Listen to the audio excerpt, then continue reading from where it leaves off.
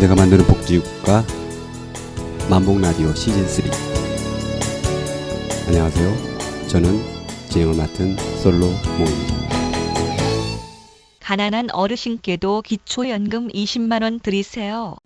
날씨가 좀 더 더워지고 있습니다. 네, 너무 덥습니다. 오랜만이에요. 이 목소리 누군지 알겠죠? 네, 죄송합니다. 아니, 죄송할 것까지는 없어요. 네. 오늘은 대타로 나왔습니다. 대타? 네.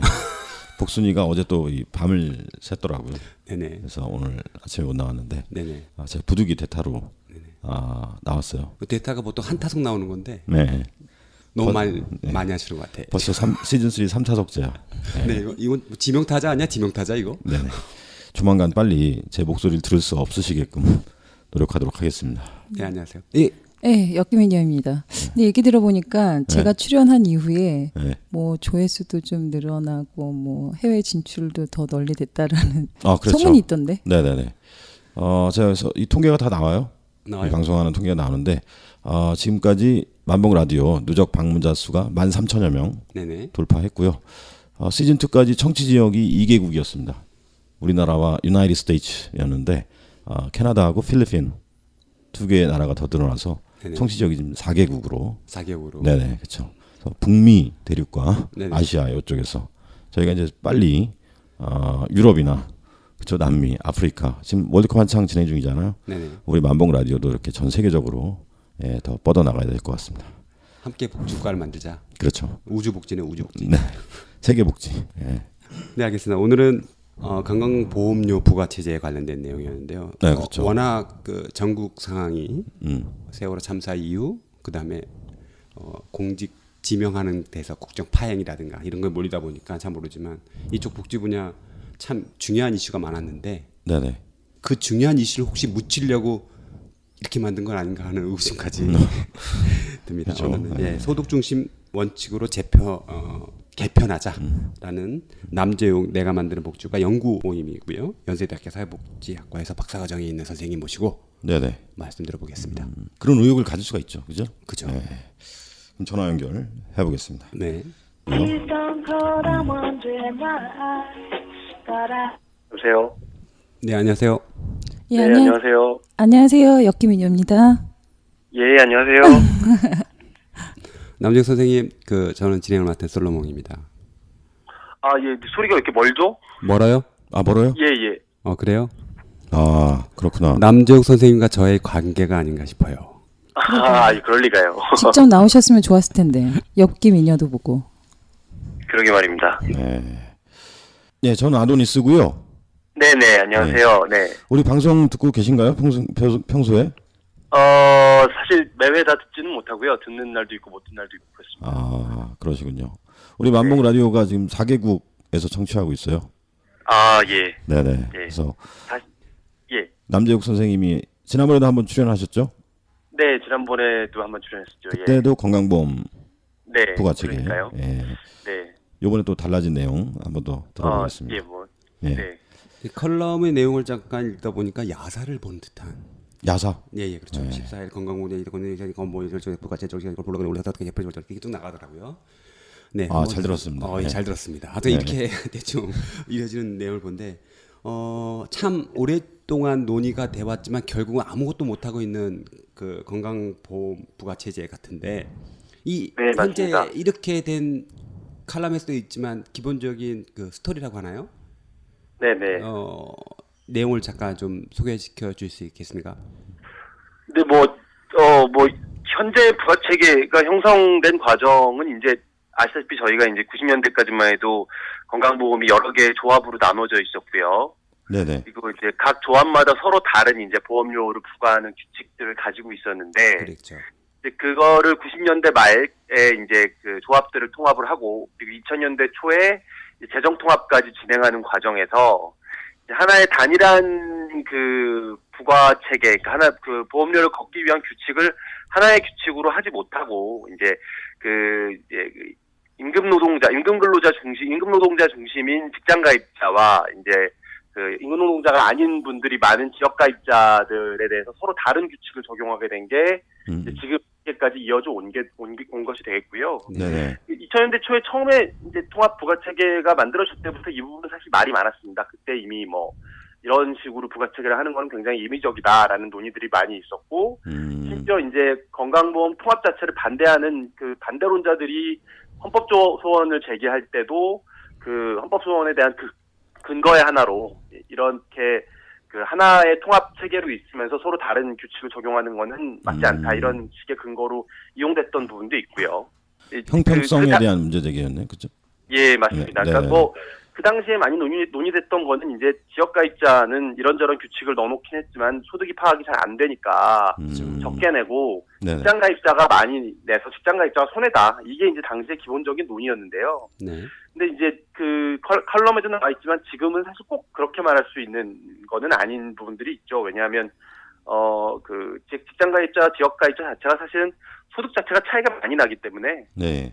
예, 그런 부분들이 있습니다. 아주 중요한 지금 소득이 차이 많이 나기 때문에 소득주를 개편해도 문제가 없는데 왜 이게 그러면 개편이 안 되는 거예요? 결론적으로 말하면. 뭐 일단은 이 부가체계를 개편을 하려고 하면 여러 가지 이제 문제들이 생기게 되는데, 일단은 지역가입자들 같은 경우에 기본적으로 가장 문제가 됐던 거는 지역가입자의 현재 그 보험료의 절반 이상이 재산에 대해서 부과를 하고 있는데, 네네. 많이 지적되는 부분이 재산에 대해서 부과하는 건 맞지 않다. 보험료는 소득에다가 부과를 해야 된다. 재산에다 부과하면 집 팔아서 보험료 내라는 거냐. 이런 이제 이야기가 되기 때문에 그랬는데, 그럼에도 불구하고 이제 지역가입자들 같은 경우에 현실적으로 50% 이상이 재산에 부과되고 있으니까, 네네. 좀 이걸 다 없애면 지역가입자는 뭘 가지고 보험료를 내라는 거냐. 그러네요. 그 없어짐으로 인해서 재정적으로 그 적어지는 부분은 뭘로 커버할 거냐, 이런 부분들이 이제 많이 논란이 됐던 부분이죠. 그런 지적이 나왔죠. 네. 그러니까 건강보험 통합 이후로 건강보험 부가 체계가 단 한 발자국도 진일보하지 않고 있는 거네요. 거의 통합 시점에 설정됐던 부가체계하고 거의 같다고 보시면 됩니다. 크게 달라진 게 없어요. 그죠? 네네. 네. 그래도 해프닝인지 의도적인지 잘 모르겠지만 그래도 김종대 네. 국민건강보험공단 이사장님이 예. 블로그에 올렸어요. 보통 이게 이사장님이 자기 블로그에 이런 중요한 걸 올렸다는 것이 마치 너무 있잖아. 그 대단한 어떻게 하면 액션이 될 수도 있는데 파워 블로그신가 봐. 네, 파워 블로그를 떠나서 올라간 순간 파워가 됐죠. 아, 그렇군요. 총대 매신 거죠. 총대. 김종대 이사장님이 이번에 총대를 매신 거죠. 복지부랑 한판 하겠다고. 총대를 맨 건지 아니면 불만을 표출한 건지 아니면 다른 같은 편이긴 하지만 복지부에 너희들 왜 이렇게 할래 진짜. 그렇죠. 뭐 그런 답답함을 거죠. 표출한 건지 모르겠지만 일단 그거죠. 던졌습니다. 압박용. 그렇죠. 그 내용을 좀 들어봐야겠네 그러면. 예, 그 김종대 이사장 같은 경우는 사실 취임할 때부터 부가체계에 대한 문제를 많이 이제 이야기를 했었습니다. 네네. 이제 김종대 이사장이 이제 사실 건강보험공단 이사장으로 취임하기 전에는 아까 잠깐 언급드렸던 건강보험 통합을 반대하는 입장에 서 계시던 분이었거든요. 네네. 그래서 이분이 취임할 때 부가체계 얘기를 많이 한 거는 당시에 건강보험 부가체계 아까 말씀드린 것처럼 그 재정통합위원이다라는 위원 소송이 진행 중이었었기 때문에 네네. 2011년쯤인데요.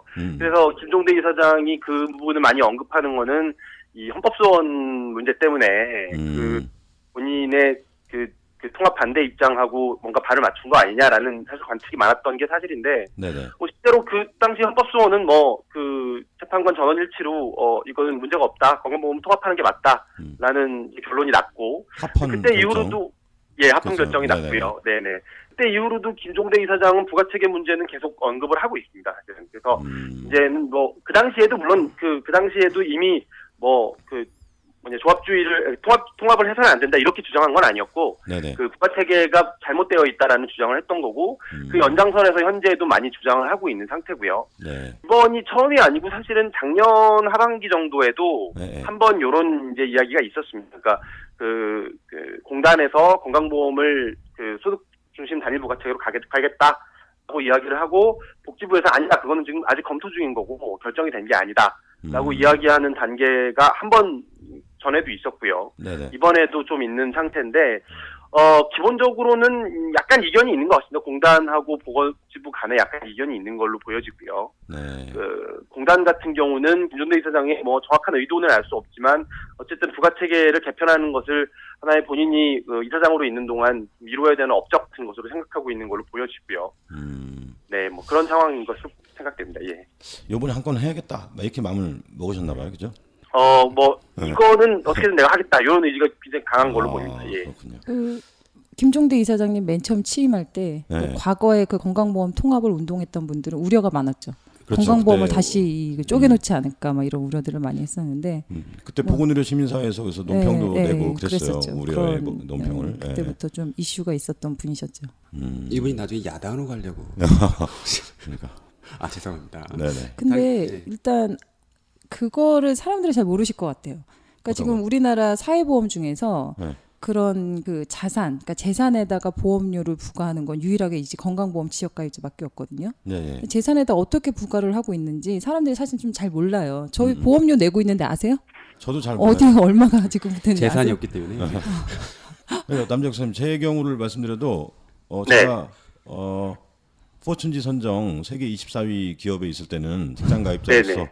보험료를 예. 뭐 얼마 안 내고 있는 건 줄 알았는데 네네. 그만두고 그렇죠. 나서 예. 제가 이 건강보험료 폭탄을 맞았나 이런 생각이 들었어요. 재산이 그렇게 많으세요? 지역 가입자로 전환되면서 재산이 재산이 좀 있으셨나 봐요. 재산이 많지는 않았는데 네네. 직장 가입자 할 때는 이제 사용자 측에서 50% 내는 예, 하는 그렇죠. 거죠. 예, 그런 그죠? 분이 있죠. 네, 맞습니다. 그렇게 예, 했는데 1인 사회복지 자영업자가 되고 나서는 예, 그 예. 안 좋은 차 임대보증금 정도 있었던 것 같은데 저한테는 그 폭탄으로 다가왔어요. 그런 느낌이 예, 않았을까? 맞습니다. 제 네네. 가입자분들은. 예. 예, 그런 부분들이 있죠.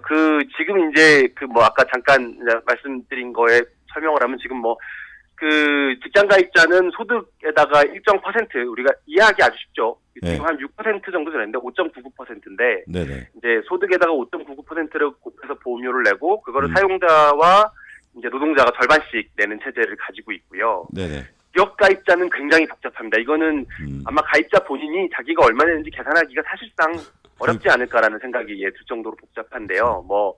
소득이 75개 등급이 있고요. 그러니까 75개. 일정 퍼센트가 아니라 등급별로 점수가 있습니다. 네네. 재산은 자동차가 아닌 부동산이나 전월세, 아까 이제 제 얘기하셨는데요. 전월세가 50개 등급이 있고 자동차가 7개 등급이 있습니다. 네네. 각 등급의 점수를 매기고요. 네. 이 점수에다가 점수당 단가를 곱합니다. 지금 175.6원인데요. 올해 현재가. 네. 그렇게 단가를 매겨서 계산을 하는데 사실상 본인 재산이 평가액이 얼마인지를 정확하게 해서 부동산 같은 거 네. 내가 정확히 집이 있어도 이 집이 얼마짜리인지 알기도 어렵고 그거를 등급을 알기는 더더욱 어렵고 등급에다가 단가를 곱하기는 더더욱 어렵고요. 그래서 이 지역가입자 같은 경우는 사실은 재산에 부과한다는 것 자체도 물론 문제고 제도가 너무 복잡하다는 것도 문제입니다. 사실은. 그렇죠. 예. 지금 그런 거 아니에요. 내가 소득이랑 자동차 이런 거 했더니 점수가 1000점이다. 그럼 내 보험료는 17만 5천 원. 이런 식으로 지금 점당으로 계산돼서 나오는 이런 방식인 거죠? 네, 맞습니다. 예. 야, 이걸 알아낸다는 건 수학의 정석? 그거 아무것도 안 하는 그런 느낌이에요. 그래서 제가 사회복지를 전공했잖아요. 네. 오로지 사회복지를 전공했을 뿐인데 저희 아버지가 건강보험료가 많이 나오면 저한테 들고 오세요. 이거 왜 이렇게 나왔냐고. 난 사회복지를 전공했다고 해서 그게 전혀 알 수 없는 건데 들고 와서 왜 이렇게 과정도 알 수가 없는 거예요. 제가 아무리 박사를 했어도 그건 알 수가 없다. 그래도 공단에 가시라. 아버님은 그래도 잘 찾으시네. 아버지는 근데 좀 섭섭해하세요. 사회복지 박사까지 시켰는데 건강보험료도 이거 하나도 모른다고 되게 섭섭해하세요. 그렇죠. 그렇겠죠. 소 팔고 집 팔아서 박사까지 시켜놨더니 그것까지 보험료도 계산 못한다고. 근데 우리 남재욱 선생님 알고 계신 거지 이거를. 저도 사실 계산해봐라 그러면 못할 것 같은데요. 그래요. 오늘부터 다 메일 갖고 왔어요. 김등대 이사장님이 공개했던 안 잠깐 제가 한번 읽어보겠습니다. 네네. 직장 가입자와 지역 가입자 모두 소득을 단일 기준으로 일정 비율 5.79%의 보험료를 부과하고 소득의 기준은 가입자 구분 없이 근로소득과 근로의 소득을 모두 포함한 종합소득으로 기준한다. 그다음에 최저보험료로 현행 직장가입자 최저보험료 수준인 월 8,245원을 설정한다. 여러 가지 듣고 보니까 아주 깔끔한데 네. 이게 왜 문제가 된 거죠? 건강보험료 관련된 문제를 지적해온 이제 많은 전문가들이나 시민단체들이 제시했던 대안이 조금씩 차이는 있는데, 크게 보면 사실 지금 이번에 김종대 이사장이, 물론 이제 제가 칼럼에 쓴 이 방안은 김종대 이사장이 이렇게 하자라고 쓴 건 아니었습니다. 당시 올렸던 글에 여러 가지 10개 정도 안을 쭉 제시를 하면서 그 글을 네네. 질문 드리셨는데요. 그 10개 정도 안들 중에 가장 본인이 보기에 합리적인 방안이 이게 아니냐라는 톤의 그 내용을 썼던 안이 이제 이 내용이었고요. 네. 대부분의 이 그 건강보험료 관련된 전문가들이 이런 방향으로 가야 된다라고 얘기하는 방향하고 굉장히 일치하는 내용입니다. 그렇죠. 그래서 사실 이 내용의 방향 자체에 대해서는 뭐 문제될 게 없고, 무종표 장관 본인도 소득 중심의 체계로 가야 된다, 장기적으로 가야 된다라는 것에 대해서는 뭐 문제 삼을 그거는 맞다. 그런데 이렇게 급작스럽게 가야 될 건지에 대해서는 여러 가지 고려해야 될 문제가 있다. 그리고 무엇보다 이게 이사장이 블로그에다 올릴 내용은 아니다. 이런 식의 이제 내용들을 이야기를 했죠.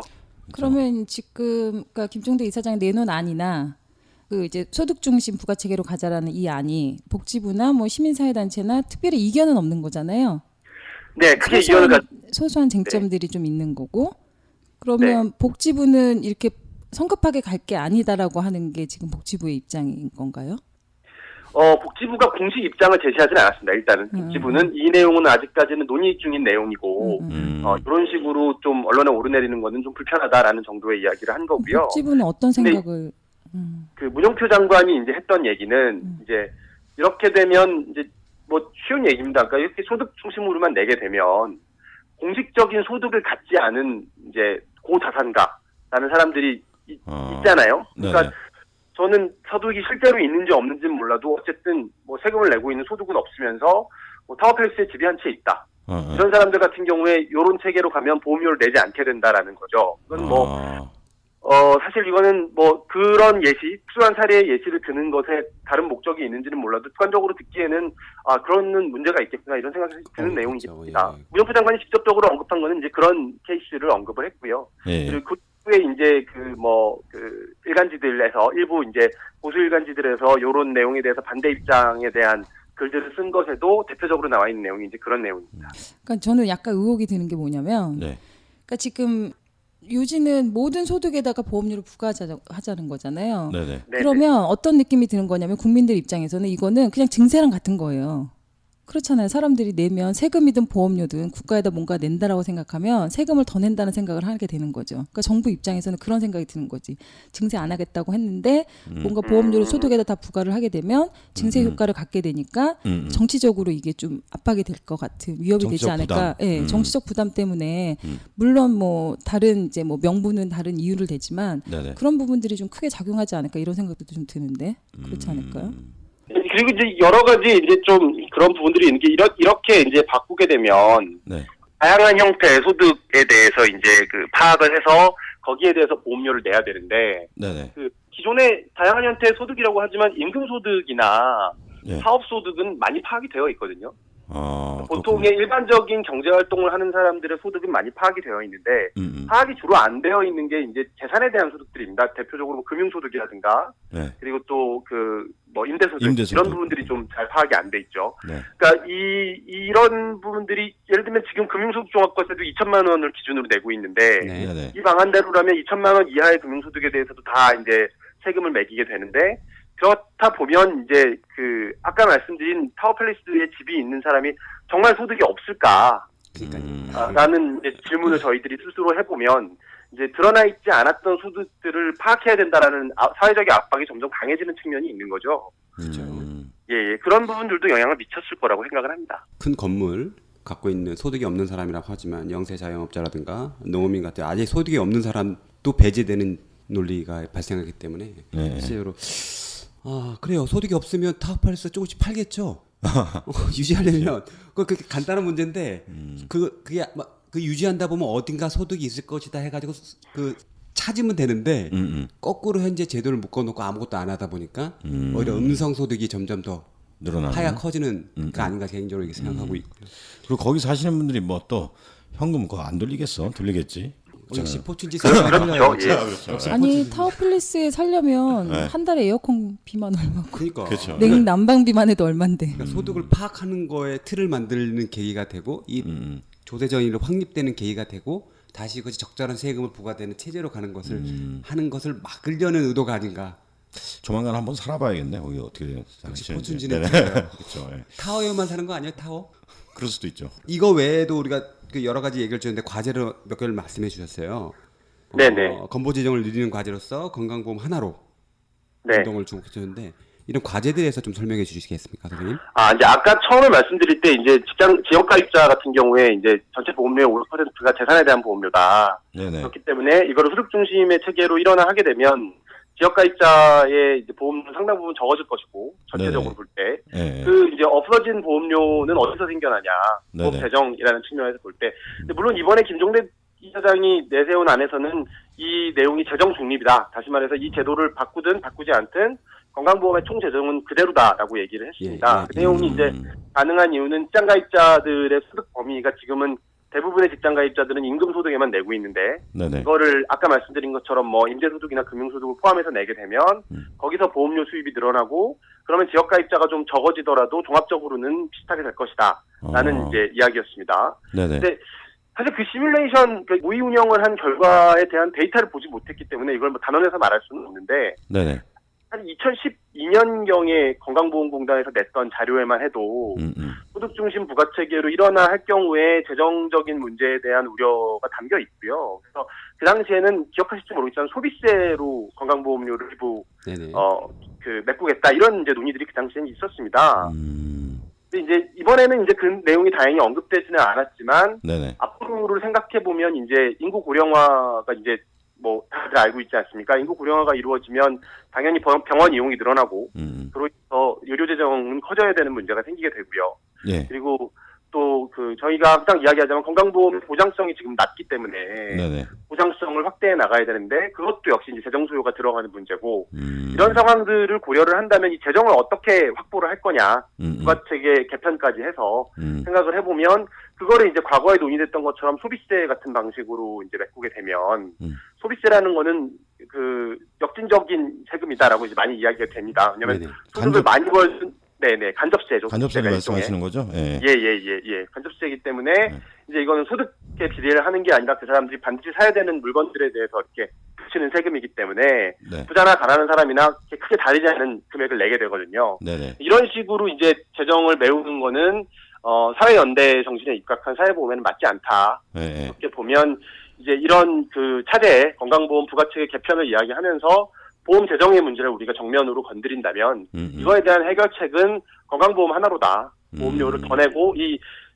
부가체계까지 개편되게 되면 더더욱 이제 그 소득에 비례하는 예. 그런 이제 그 체제가 될 거기 때문에 그러면 정말로 우리가 얼마씩 보험료를 더 내고 그래서 보장성을 올려나가는 이런 운동이 더 설득력이 있게 된다라는 이야기를 언급한 부분이고요. 국민들만 좀 더 부담하다는 게 아니라 이제 그 사용주, 기업 쪽하고 정부, 국고부도 물론입니다. 같이 함께 올리자는 그런 그렇죠. 안이신 거죠? 예. 건강보험법상에 이제 당연히 그 직장가입자의 보험료는 사용자와 그 노동자가 절반씩 네네. 내게 되기 때문에 우리가 부담을 올린다면 사용자의 부담도 올라가는 거고요. 자동적으로. 그리고 그렇죠. 전체 보험 재정 소요 금액의 20%를 국비에서 지원하도록 법령에 되어 있기 때문에 저희들의 보험 재정이 올라가면 자동으로 국비에서 지원되는 비중도 퍼센트로 돼 있으니까 올라가게 되죠. 예. 네네. 네, 말씀 잘 들었습니다. 그냥 간단하게 소득에 부과하고 조세정이 되게 중요한 소득 중심으로 하지 않고 그다음에 음성적이거나 어떻게 편법을 계속하면은 역시 언젠가는 어디서 문제가 발생할 것 같기도 하고요.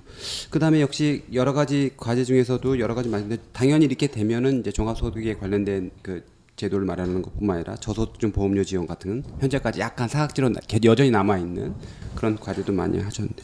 역시 틀립니다. 역시 그 미래 고령화를 준비하는 연구 모임답게 내가 만드는 복지국가는 여기까지 신경 써주시는 거. 우리 남재혁 선생님 또 내가 만드는 복지국가 연구 모임 그렇죠. 네네. 출신이잖아요, 그죠? 네. 예, 열심히 하고 있습니다. 네. 다른데 장래가 총망되는 조직입니다. 이거. 그럼요. 내가 만드는 복지국가가 만들어야죠, 복지국가를. 이름도 근데 붙이죠. 거기는 뭘 연구하는 연구 모임이에요? 그죠. 이참에 소개 좀 해주시죠. 네. 복지국가 연구 모임도. 어떤 연구 모임? 저희 내가 만드는 복지국가 연구 모임은 사회복지에 대해서 관심이 있는 그 사회복지사분들도 계시고요. 네네. 대학원들도 있고. 대학원생. 기타 많은 이제 분들이 꼭 시민단체에서 일하시는 분도 있고 그냥 그냥 나는 복지하고 관련된 일을 하고 있지는 않은데 복지에는 관심이 있어. 이런 분들도 포함해서 네네. 다 함께 모여서 이제 한 달에 한 번 정도 같이 모여서 여러 가지 복지 관련된 주제를 논의하고 거기에 대해서 저희들 나름대로 이런 방향으로 정책이 가야 되지 않겠냐라는 대안도 만들어보고 이런 활동을 하는 아주 건강한 시민운동 조직입니다. 저도 한번 관심이 있어서 참여를 해볼까 안 그래도 그러고 있었는데. 가도 박사- 괜찮나요? 꼭 오십시오. 예. 박사 수료하신 분들은 안 가도 되는 거 아닌가? 저 수료 아니고 졸업이거든요. 그래서 졸업. 네. 네, 와서 이제 저희한테 가르침을 주시면 좋죠. 아 그러면 그렇군요. 못 가겠네. 네. 네, 그럼 그 참여하고 싶은 연구 모임에 참여하려고 하시는 분은 네. 뭐 일단 뭐 사무실로 전화 드릴까요? 어떻게 할까요? 어떻게 해야 될까요? 저도 거기서는 생각 안 해봤는데요. 요거는 아도니스님이 뭔가 방안을 얘기해 주실 거라고 믿습니다. 네. 저희 요거는 연구모임에서- 사이에 다른 네네. 음성으로 광고 네네. 하나 넣도록 하겠습니다. 예. 예. 복지국가 연구 모임에 함께하고 싶은 분은 내가 만드는 복지국가 사무실 070-8115-6349번이나 유진선 총무 010-6629-9227로 전화 주세요. 예, 장시간 감사합니다. 네. 역시 최근에 뭐 이슈든 아니면 갑자기 어떠한 뭐 해프닝이든 진짜 중요한 오랫동안 진짜 지난하게 계속 논의가 됐어요. 이제 진짜 예. 빨리 우리가 한번 해야 되는데 건강보험부가 제재 소득 중심 원칙에 관련돼서 남재용 내가 만드는 복지국가 연구 모임이시고 연세대학교 사회복지학과 박사과정에 계신 선생님 모시고 네. 많은 얘기 들었습니다. 좋은 의견 주셔서 감사합니다. 열심히 예. 다시 한번 현장에 만나겠습니다. 네, 감사합니다. 감사합니다. 예, 고맙습니다. 예. 예.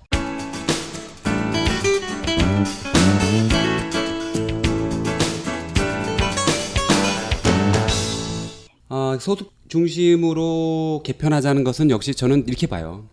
소득을 드러나기 원치 않는 사람들이 제일 싫어하는 아니다. 내용이 문제가 아니라. 역시 이제 그 사람들은 이제 소득 중심 제도로 체제 어느 체제든 이게 끌어들이려고 한다면 명확한 어떻게 확실히 안을 가지고 너들도 합의할 수 있는 안 그거를 힘있게 보여주지 않고서는 이게 들어올 수 없는 부분이 있을 것이다. 왜냐하면 알겠지만 돈 거래할 때 항상 이놈이 내 돈을 뺏는 거 아니야? 팩트가 나오기 전까지는 절대 움직이지 않는 게 기본적으로 돈을 다루는 사람들의 개인적인 뭐 심리가 아닐까 하는 그런 추측도 해보거든요. 근데 중요한 건 네. 지금 이 부가치계 개선하자고 얘기가 된지 연구 용역부터 시작한 게 지금 15년은 됐어요. 근데 중요한 건 연구 용역이 제가 아는 것만 해도 한 5번도 넘을 거야. 매년 연구 용역하고 결과 나오고 그러고 또 그냥 흐지부지. 이걸 한 15년 끌어왔거든요. 단 한 발자국도 진일보하지 예, 못하고. 근데 그래도 지금 이렇게 소득 중심의 부가체계로 가자라고 어느 정도 의견이 이제 합의가 이루어지는 지금 상황에선 중요한 건 어떻게 되든지 간에 네. 하는 거예요. 하는 게 중요한 것 같아요. 액션만 남은 거네. 예. 액션만 남았죠. 연구는 예. 그만해 좀. 예, 그러니까 이제 결단이 필요한 거죠. 사실은 정부의 결단이 필요한 거예요. 안 그러면 앞으로도 또 이렇게 계속 논의만 하면서 10년, 20년 계속 끌어갈 수 있다라는 거죠.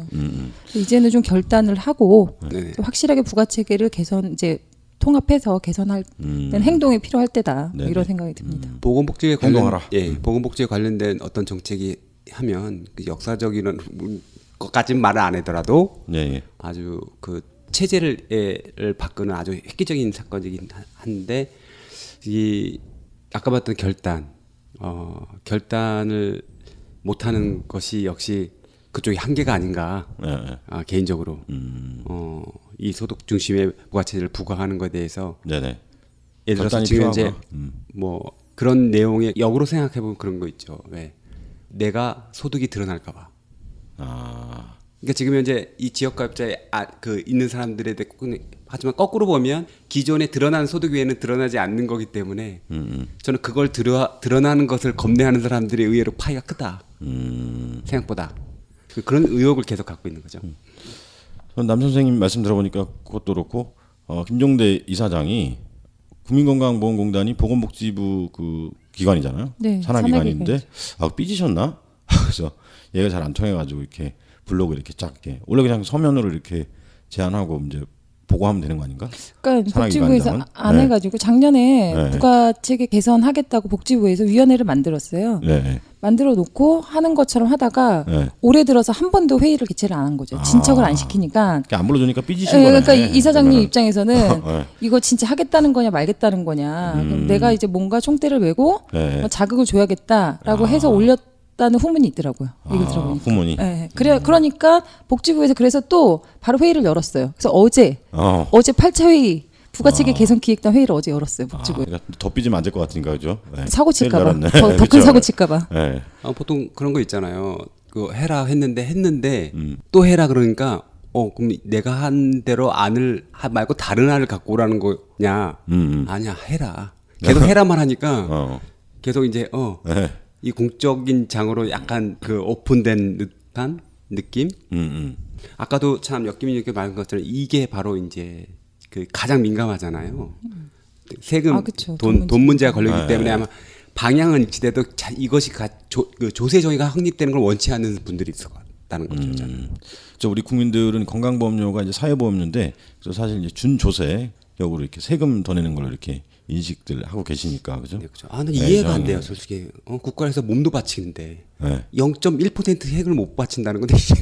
그래요? 저는 아직 국가의 몸을 안 바쳐봐서 잘 모르겠습니다. 아니, 보통 그러잖아요, 보통. 뭐 있잖아요. 나라 되게 중요한 일이잖아요. 근데 왜 몸도 바치는데 조그만 돈을 나라를 위해서 바치라는데 그 바치라는 것도 알지 않습니까? 많이 번 사람이 네. 더 내자. 네. 이걸 이렇게 그렇죠. 한다는 게 저도 연봉 15만 원에 2년 반 정도 다녀오지 않았습니까? 네네. 그때 연봉이 15만 원이었어요. 그래요? 네, 그렇게 했는데 그죠? 네. 좀 더 낼 수 있을 것 같아. 표춘지에서 연봉 15만 15억이라고 말한 줄 알았어. 포춘지 선정 그 기업에 들어가기 전에 대학 다닐 때 중간에 이제 군 복무를 위해서 그때가 이제 저희가 지금 요즘은 많이 올랐대. 그죠? 네, 14만 원. 14만 원. 병장. 월급이 네. 엄청 오는 거죠. 그러면. 월급이? 네, 월급이 14만 원. 예. 그때는 월급이 저희가 10,000원이었어요. 근데 나이 다 이거 드러나나? 네. 여기서 맞추겠습니다. 저도 10만 원이었어요. 그렇죠. 그럼 더 오래전에 했거든. 이번에 누구 이근호 골 월드컵에서 네네. 지금 상무 소속이잖아요. 그 월급 다 드러났죠, 그죠? 네네. 근데 많이 올랐더라고. 많이 받네. 이렇게. 네. 네, 아무튼 네. 뭐든지 어떤 제도를 만들든 가장 중요한 건 뭐냐면 단일 원칙을 만들어놔야 혼란이 없고 원칙이 만들어지면 그걸 또 보충해야지. 지금처럼 아직도 그 단일 체제로 안 된 체제이기 때문에 더 많은 그 갖가지가 생기고 부조리와 민원, 당연히 민원이 발생하죠. 왜냐면 제가 나보다 더 많이 버는 꼭 많이 갖고 있는데 왜 내가 더 많이 나가냐고 불만을 가질 수밖에 없는. 네, 그런 것 국가가 같아요. 제도를 운영하는 데 있어서 가장 중요한 문제는 형평성을 유지하는 게 가장 중요한 문제라고 생각을 해요. 그래서 그렇군요. 사실은 건강보험 부가체계에서의 핵심적인 문제는 네. 직장 가입자도 불만족하는 거고 지역 가입자도 불만족하는 거예요. 서로 다 불만족이야. 그래서 그리고 서로가 형평성에 맞지 않다라고 서로가 생각하고 있어서 그렇기 때문에 제도가 건강하게 발전하는데 그런 것들이 굉장히 저해가 된다라는 점. 그러니까 국가가 이제 건강보험 제도가 건강하게 발전하기 위해서는 형평성 있게 운영될 수 있도록 부가체계 개선하는 게 가장 중요한 문제라고 봅니다. 네. 역기민현님을 역시. 차차차차 차기. 네. 이사장으로. 이사장으로 우리 너무 꿈이 작으신 것 같아. 상관으로. 저희는 우리 보건복지부 장관 하시는 분들 주위에 많아요. 네. 우리는 0급으로 가지. 그렇죠. 예, 감사합니다. 장시간 들었지만 역시 건강보험 부가체제 관심 있게 가져야 될 내용인 것 같아요. 이렇게 그렇죠. 논란이 된 경우 다른 것보다도 문영표 장관님 계속 계실지 모르겠지만 조만간 빨리 단일 체제로 만들었으면 좋겠습니다. 소득 중심이죠, 역시. 공단에서 일선에서 일하시는 분들 얼마나 머리가 복잡하겠어. 그럼 답답했을 그 것 같아요. 내가 볼 민원 때는. 이 그죠? 민원이 네. 제가 알아봤더니 1년에 이 부가체계 이제 보험료 민원이 1년에 5,800만 건이래요. 건보공단에. 야. 5,800만 건. 우리나라 인구수보다 많아. 그러네. 네. 얼마나 불만이면. 거기 콜센터 계시는 분들하고 네. 공무원 돼도 거기 취직하라 그러면 그거 안 할 것 같아. 네. 그 민원 무슨. 거꾸로 보면 대단한 정권이네요. 왜 그러냐면 국민의 민원이 왔는데 받지도 않는다는 거는 그지. 역시 맷집이 좋아야 돼. 네. 네. 맷집이 좋은 사람은 맷집을 주는 게 아니죠. 이제 바꿔야죠. 개편만 하지 말고 정부도 개편 한번. 이러면 저 불순해 사상. 아니에요. 소득 중심. 네. 네. 그렇게 한번 바꿔보겠습니다. 네. 장시간 얘기했습니다. 감사합니다. 내가 만드는 복지국가 팟캐스트 만복 라디오는 스마트폰에서 만복 라디오 검색으로 간편하게 들으실 수 있습니다. 내 만복 블로그 myWelfare.or.kr이나 페이스북, 트위터에서도 가능합니다. 청취 소감을 댓글로 남겨주신 분께는 내가 만드는 복지국가 단행본을 선물로 드립니다.